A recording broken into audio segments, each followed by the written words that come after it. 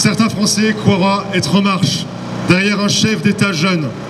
Il est très sensiblement plus âgé que le roi que fit sacrer Jeanne à Reims le 17 juillet 1492. Et la sainte héroïne nationale pour laquelle nous venons de faire cortège ce matin n'avait pas 20 ans quand elle sauvera la France. 600 ans plus tard, la jeunesse royaliste, c'est-à-dire pleinement française, lui rend encore hommage aux côtés des autres générations.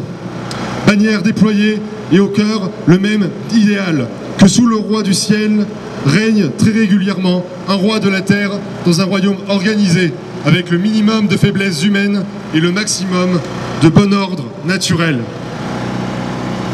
Qu'on ne nous fasse donc pas le coup du jeunisme, car la jeunesse est, on le sait, moins une période de la vie qu'un état d'esprit. Et c'est bien un esprit de vieillard qui anime les cochons d'aujourd'hui. Je parle évidemment de l'évêque Cochon, par lequel mourut Jeanne d'Arc et qui croyait être dans le vent parce qu'il pactisait avec les puissants du moment, c'est-à-dire avec l'étranger. Être dans le vent est un idéal de feuilles mortes, nous disait Thibon. C'est l'alibi des lâches et des traîtres. Il faut y préférer la sève par laquelle tout renaît.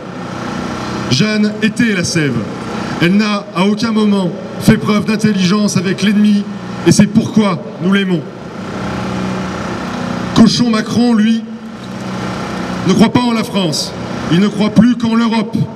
Cette espérance de substitution, son esprit de vieillard le détourne de la nation, c'est-à-dire de la jeunesse, car la nation veut dire naissance.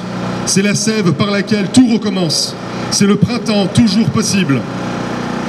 En son hiver mental, formaté au fil de ses études, au thème de la gouvernance continentale européenne, prélude à la gouvernance mondiale, Cochon Macron ne considère la France qu'en termes d'espace territorial intégré.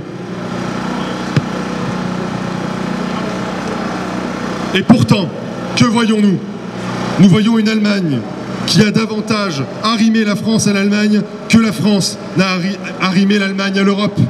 Nous voyons la Hongrie défendre son identité et son territoire, et le Royaume-Uni retrouverait sa souveraineté. Nous voyons la Russie se redonner un tsar, la Chine un empereur et les États-Unis un président cow-boy. Partout, les peuples aspirent à un État qui défende leurs intérêts. Le monde en devient-il dangereux? Il n'a jamais cessé de l'être. Et c'est justement la raison pour laquelle il faut être fort soi-même. Car le monde est d'autant plus dangereux qu'on n'est pas en mesure de se défendre, de rendre l'ennemi potentiel prudent, de tenir sa place, de jouer un rôle, de garder ses frontières. C'est un État national fort qui protège des États nationaux voraces comme de toute forme d'agression. Chers amis, notre affaire est sérieuse. Elle n'en est pas moins joyeuse, car il sera toujours plus intelligent et plus joyeux de se battre contre ce qui nous tue que de gémir sans savoir d'où viennent les coups.